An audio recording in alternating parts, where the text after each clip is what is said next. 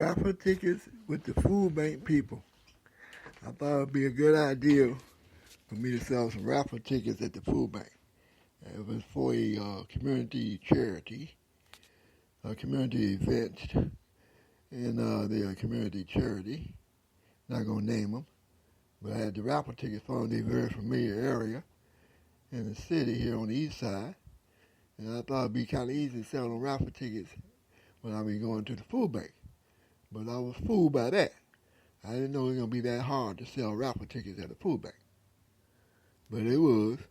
The people that bought the raffle tickets, I got about 5 minutes on this subject. Take about 5 minutes. The people that bought the raffle tickets was the people that work at the food bank, not the people that participated or came to the food bank. People such as myself that come to the food bank, they were some cheapskates when it come to raffle tickets.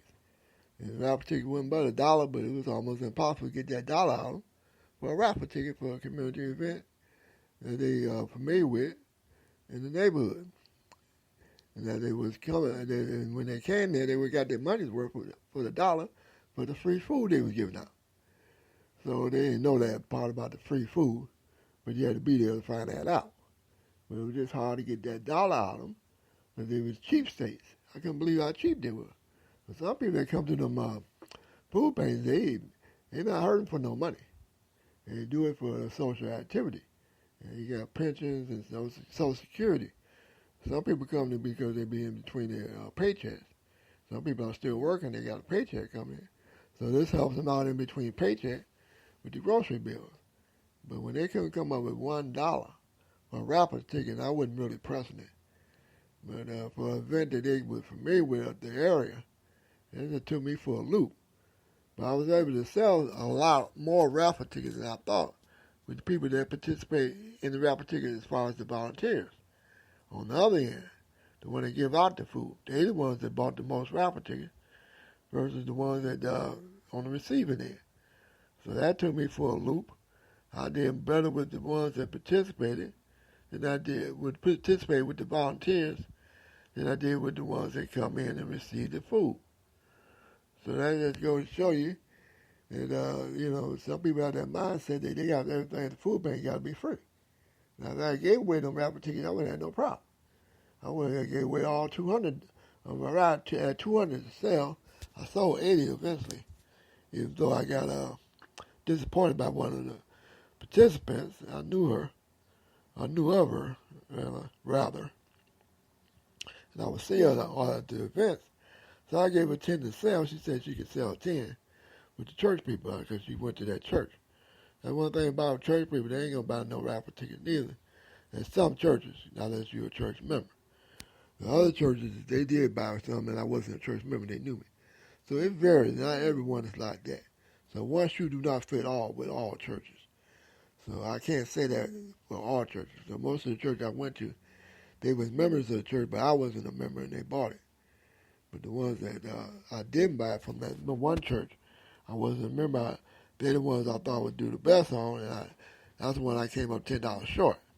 So I gave it to one of the church members that was affiliated with the church that knew the church. Her daughter went to that church, and she ended up getting the 10 tickets. I gave her my phone number, and she never called me because I had it. She thought I was gonna meet up with her at one of the events on Wednesdays or Thursday events. It didn't happen. So I said, if I was gonna meet up with you, just call me, and we'll meet up and make that exchange. Ain't gonna take but a minute. But you give me the $10 with the receipts for the raffle ticket. So I ended up having to buy that off, pay for that off on my own. And that cost me $10 out of my pocket, but that's how much I was going to donate anyway. So I broke even on that. And the rest of it came from family members too. About $20 came from a family member. And the rest came from people that participated in giving out the food. So I say about $65 of that, $55 of that came from them, and $5 came from one person who got bought $5 off me that I know that goes to the raffle. Go to the food bank. So about $55 out of the $80 came from people that work at the food bank, or volunteer at the food bank rather.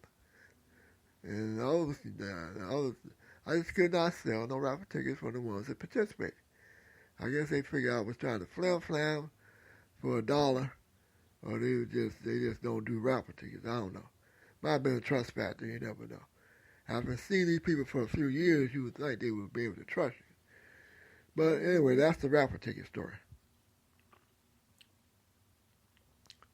So I got about 3 minutes into this, so that's why I said I was going to do about 3 or 4 minutes on the raffle tickets.